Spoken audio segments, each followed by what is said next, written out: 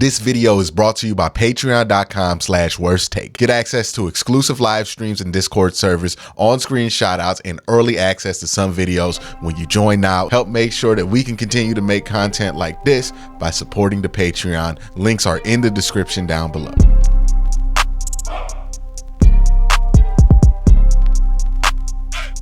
Hey, what's up, everybody, and welcome to another episode of Q&A, the show where I take your questions and answer them. I like to do the post-game Q&A so you can get all the questions that you want answered about the game answered on the show. It's your chance to reach out to the show and talk to me. And the first question is from 20, who says, loving the YouTube member life, appreciate you. How do you think the Browns defense lines up against Lamar and the Ravens next week, assuming Odell Beckham plays? Odell Beckham's not the part about the Ravens offense that you're really worried about. Like, yeah, he's going to want his revenge. Yeah, he's going to be motivated if he does play. But I feel really good about Denzel Ward, or if Greg Newsome can get back, Greg Newsome's ability to match up with him, or even Martin Emerson's ability to match up with him. I feel fine about every wide receiver they have covering up and matching up with those guys. The only one that gives me a little pause is Zay Flowers, because Zay runs hard. He's hard to tackle. He's a real slippery guy, a real playmaker for Baltimore. So that's the only one that I would be worried about. And I think when it comes to Baltimore right now, with all the injuries that they have, especially along the offensive line, you want to worry about Zay Flowers. You want to worry about Lamar Jackson. If you can contain those two, I don't think they're going to be strong enough to really hurt you anywhere else in a way that can cost you the game. But love that we're ready to just get to this next week. We're ready to turn the page. We're all excited about the win, but we're also focused on Baltimore. Love that energy that we're getting after this game, man. Love that energy. All right, CJ says, well, Obo go down as one of Barry's better under the radar signings. Also, shout out to Alex Wright for getting his first sack. Shout out to Alex Wright. I think Alex Wright has really improved. I think, give credit to Jordan Elliott, somebody who also has improved. Nobody understood why he made the roster when he made the roster, but hey, he's balled out. You gotta give him his credit. I think Obo's been pretty good for this team. He's been getting pressures. He's a good energy guy, but I'm gonna be honest with you. I don't even think that's Andrew Berry's best under the radar signing this year on the defensive line alone. I think his best under the radar signing is Maurice Hurst. Look at what he's done in his 3 games in Cleveland. He's been the guy that we talked about at Michigan. He's been the guy that we talked about at San Francisco. We were worried for like 1 week in camp because he had a bad Hall of Fame game, but really, really has stepped up and improved since then. Same thing with Jordan Elliott. This defensive line is firing on all cylinders, and you got to give credit to Andrew Berry for putting all the pieces together. You got to give credit to Jim Schwartz for having a game plan for those pieces, because the thing to remember is a talented defense still needs to be put in the right places, right? Still needs to be put in the right mindset, still needs to be figured out on what these players do best, right? And I think that's what Jim Schwartz is really good at. He's really good at figuring out, what do these guys do well? Hey, I have Obo Okoro. Okay, I don't want him to be my 3-down edge rusher on the opposite side. I don't think that suits him. But you know what I do think suits him? Playing in these weird little packages that I have with Zadarius Smith, and playing off of the attention that I'm going to get Miles, and using that speed and athletic. I'm going to use him that way, right? It's not about the cards you're dealt. Anybody can get a good hand. Joe Woods had a good hand. Most of these players were on Joe Woods' team. Not the defensive line pieces, but still enough pieces to be a decent football team on the defensive side, which they weren't last year. The cards were in the deck. The talent is there. But if you don't know where that player is talented, what that player does well, and where to put that player in position to be successful, and how that fits within your grander scheme, then you're cooked. Another example of this, Grant Delpit. Why was Grant Delpit a late bloomer? Was it because he learned how to play football last year? Or was it because since the Browns had John Johnson, who played a very similar role to what they wanted Grant Delpit, well, to what Grant Delpit is doing now, just at a higher level, Grant is doing it. But John Johnson was in that role. So Grant couldn't do that. Grant had to play free. And then they moved John Johnson to play free, and then they let Grant play that role. And all of a sudden we found out Grant's really good at that role. And then Jim Schwartz comes in and says, okay, I'm going to polish it a little bit more. Right? Jim Schwartz is not doing anything crazy new with this defense. He's not thinking up new things that are just stressing out team. He's just putting the polish on here. I said this when they were looking for defensive coordinators. I'm not super concerned about who they hire. I just care that who they hire is competent. Because what this defense needed wasn't a genius. It's somebody who's competent. And competency goes a long way on defense. Because it takes somebody who's competent to see, oh, I can do this with this player. I can move this player inside. This is how I can help this player win. I can use this player in this way. Some players, they do things well that don't fit in your defense. You got to get rid of them. But that's really what the defense has been. And that's my long about way of saying that I think that Maurice Hurst is probably the best on the radar signing from Andrew Berry. All right. Big Base says, do you think we have the number one defense in the league? And by the way, love the channel. I would say if we're talking about what we've seen so far, I don't know how they're not the number one defense in the NFL. Straight up, I just don't know how they're not, because they have the most impressive numbers. They have the most impressive performances. They are the best defense in the NFL. San Francisco is definitely a close second. They're right up there. But I think right now the Browns are playing the best in the NFL. You could have made the argument for Dallas before today, but they lost to Josh Dobbs and the Cardinals. So, no disrespect to Josh Dobbs. I love him as a player. But we know that Josh Dobbs shouldn't be tearing up the best defense in the NFL. Let's just put it that way. This question says, should we fear losing Jim Schwartz to a head coaching job, or do we make him the head coach and lose Stefanski?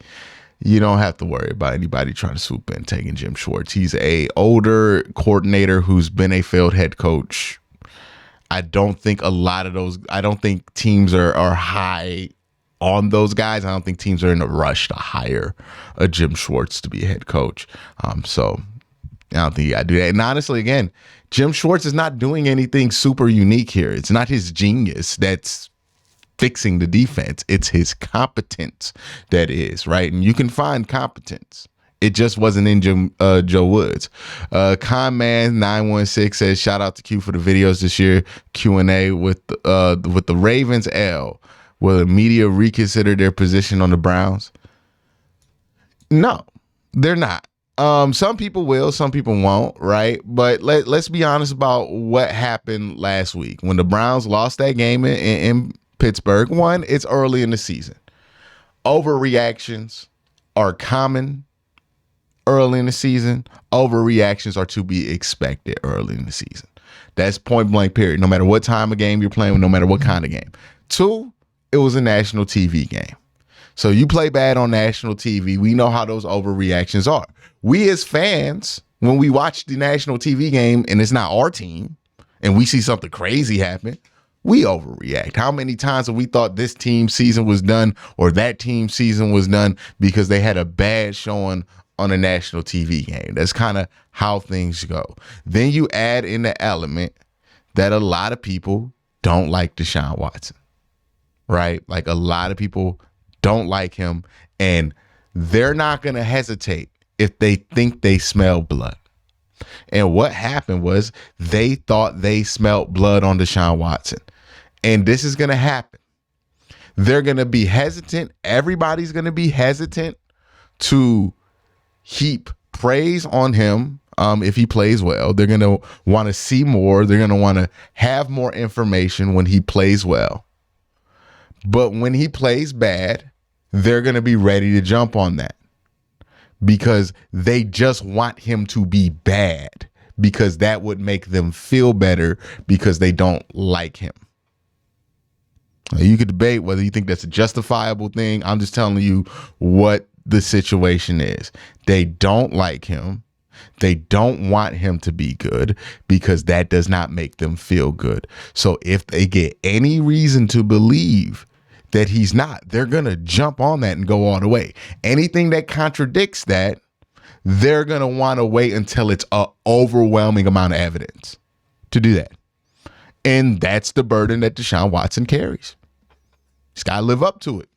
You know, you can't sit here and complain about it all year because if we're sitting here complaining about it all year, you know what that means? He's not being undeniable. And at some point, you're going to want your $230 million quarterback to be undeniable because that's what it's going to take for this team this year to win the Super Bowl.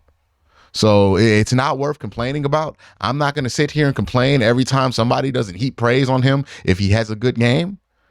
It is what it is. We know what happened. We look over the film. We talk about the Browns. We know what's going down.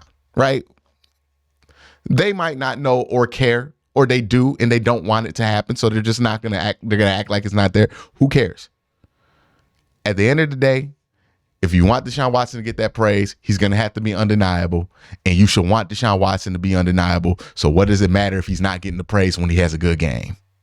You want him to be undeniable, have him go play undeniable, and then this team can win the Super Bowl if he's playing at that level. And at that point, everybody's got to acknowledge what's going on, right? That's the goal for this Browns team. That's the goal for Deshaun Watson, everybody involved with this, right? Because, again, this is a situation where people are going to be ready to see it in the least charitable, most negative way possible. So you have to be undeniable. And if you're not undeniable, people will deny you. So be undeniable.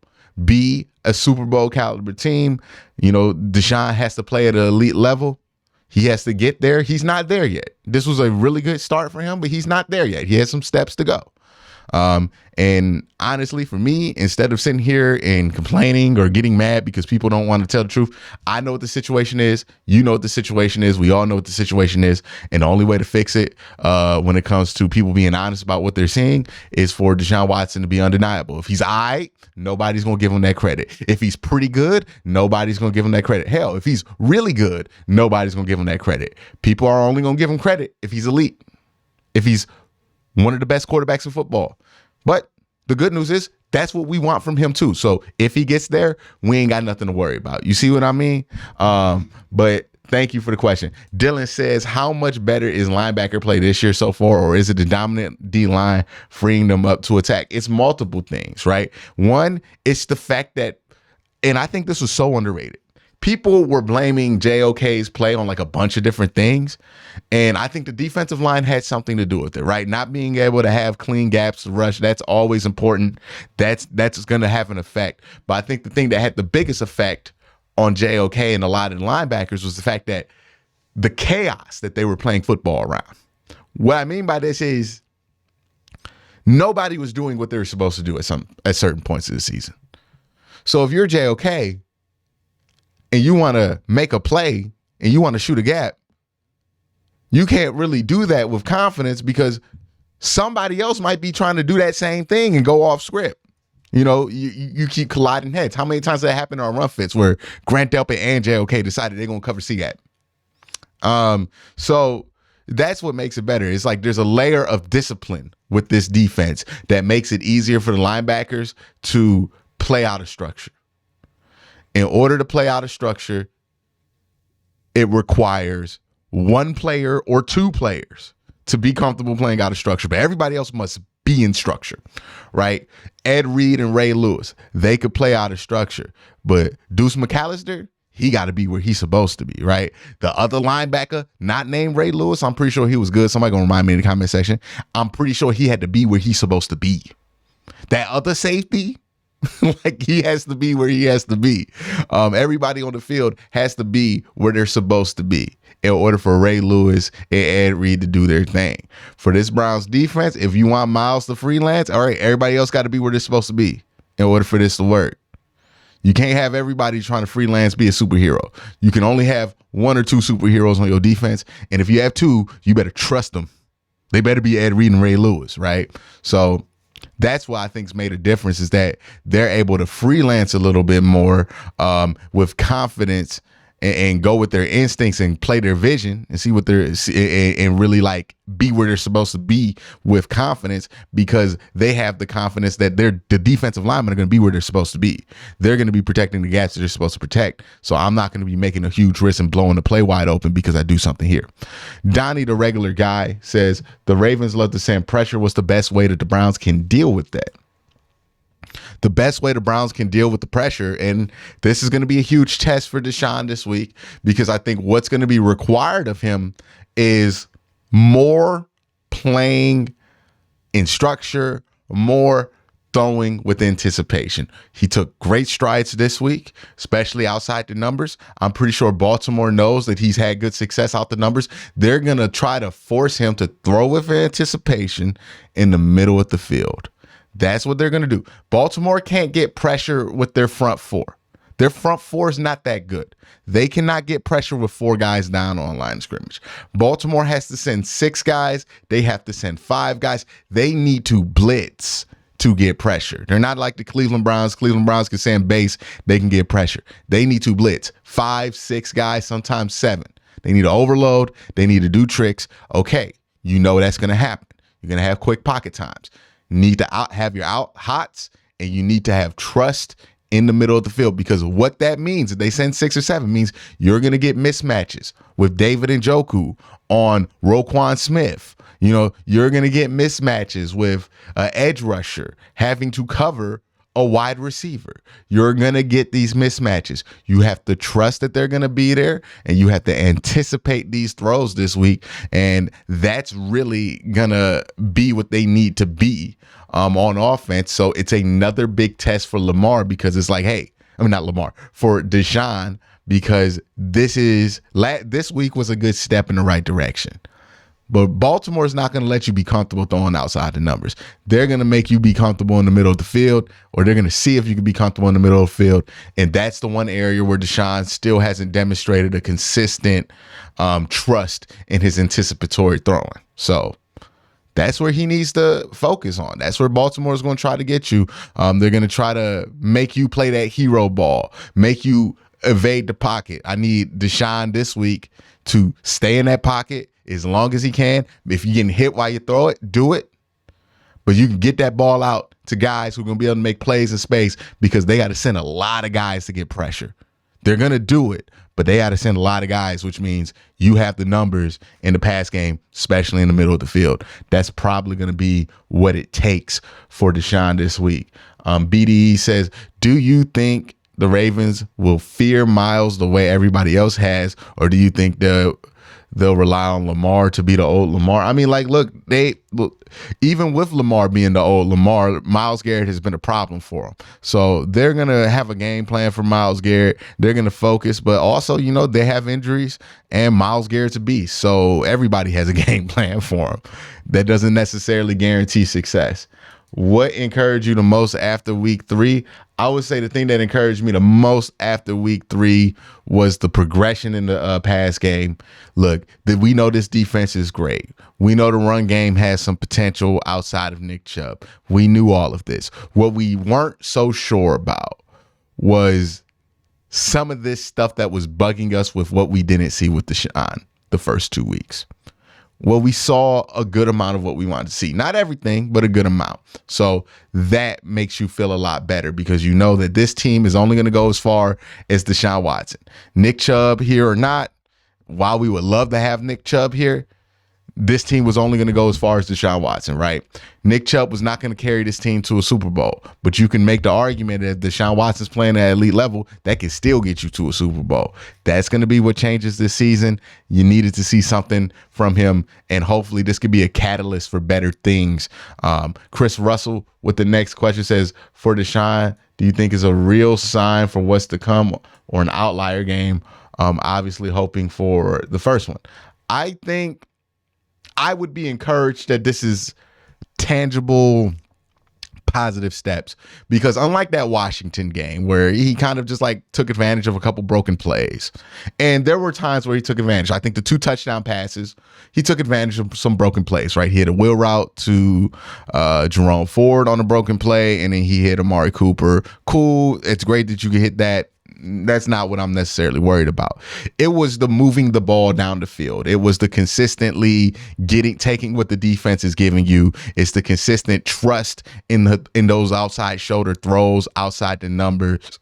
Those are the things that really encourage me going forward with Deshaun Watson, because that's the stuff that's more replicable, right? Broken plays, taking advantage of that, I can't really replicate that. But this stuff right here, being comfortable, being confident, staying in the pocket, not evading super fast, really trusting the offense, that stuff is replicable, and that stuff makes you excited. The first half seemed full of gadget plays, while the second half was more traditional and effective. Why does Kevin overthink things, and is it necessary? Well, you got to think more than just the game, right? Because if you just watch the game, you see the gadget plays and that'll frustrate you. But also think about the context of the week. You'll see this a lot. If a team has a rough loss the week before, or maybe if the team's on a long winning streak, you'll see coaches put in gadget plays to re-engage their team, because players love gadget plays. They get excited about gadget plays. Why? Because they're new, they're a novelty, and they're fun to practice. Practice is a grind, so if you add in a couple fun plays, it's always fun to add, and I think a lot of people get excited, and it helps focus your team during the week. And I think that's what those gadget plays were. Those were like, hey, we had a rough day. We're going to have a little bit of a rough week. Let's add some gadget plays in there to help these guys kind of raise morale and energy in the locker room. Now, if those gadget plays hit, great. If they don't, you just don't want them to turn into turnovers, right?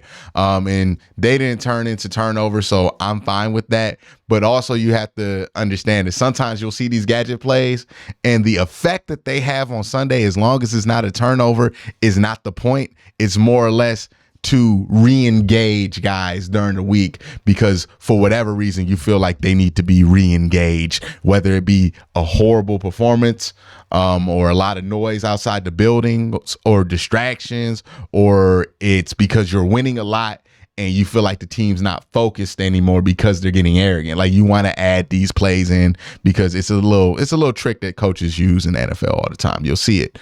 You'll see it if you like pay attention to when a team has a bad loss. Watch them come back out with some trick plays next week, and that's why they do it. It's more or less for the week of practice, not necessarily for like it to be successful in the game. And you want it to be successful in the game, but it's also for other reasons you install these trick plays. But that's going to be it for today's Q&A.